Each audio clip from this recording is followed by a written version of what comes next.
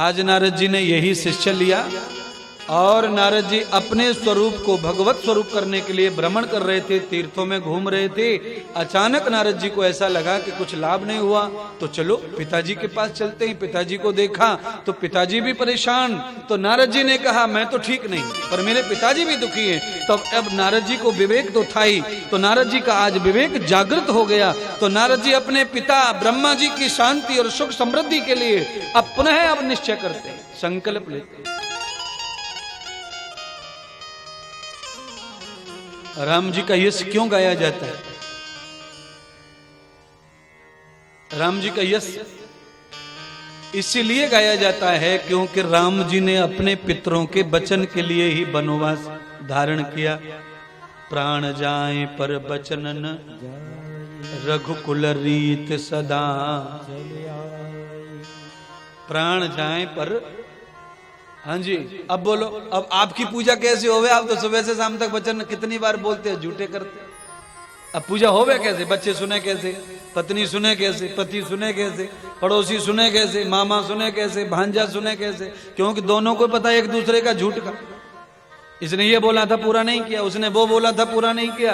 अपने मुंह से वचन निकल जाए, उसे पूरा करने के लिए अपने जीवन सर्वस्व नष्ट हो जाए, फिर क्या रही, क्या दोस्ती, क्या किसने बुरा बोला, क्या किसने बुरा कहा। वचन के पक्के हो जाने से किसी की बुरी बात भी बुरी नहीं लगती है। कि कहीं ने कोई अच्छा बोला था राम जी को, मंत्रा ने कुछ अच्छा बोला पर राम को बुरा नहीं लगा। क्यों? रघुकुल रीत सदा चले। राम जी का ये फर्ज है, राम जी ये देना चाहते हैं कि एक पुत्र को, एक मनुष्य को क्या करना चाहिए। वचन दे दिया है तारने का। राम जी ऐसे नहीं पैदा हुए। राम को पाने के लिए बहुत तप किया राजा दशरथ ने, 10,000 वर्ष तप किया था। तब जाके राजा दशरथ का जन्म हुआ, तब राम उनके घर आए, रघुपति। ऐसे राम अपने घर नहीं आ जाएंगे पुत्र बनकर। आपको पता, हर हर हर हर भगवान के अवतार में आप जान लो, देवकी के घर कृष्ण ऐसे ही नहीं आए।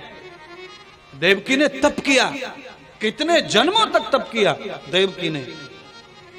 ब्रह्मा की बेटी है देवकी, ब्रह्मा के घर पुत्री बन के आई, तब से ही तप कर रही है। और धीरे धीरे पुत्रियां बनते बनते उग्रसेन महाराज के घर में पुत्री बन के आई, तब जाके फल आया। कितनी बार बेटी बनी, कितनी बार मां बनी, पर भक्ति का फल नहीं आता, भक्ति का फल नहीं आता। निरंतर निरंतर निरंतर। पर एक ही बात सबसे अच्छी है, सारी दुनिया में कर्मों के फल भोगने के बाद नष्ट हो जाते हैं, पर भक्ति का फल भोगने के बाद भी खत्म नहीं होता। इसलिए भक्ति करनी चाहिए।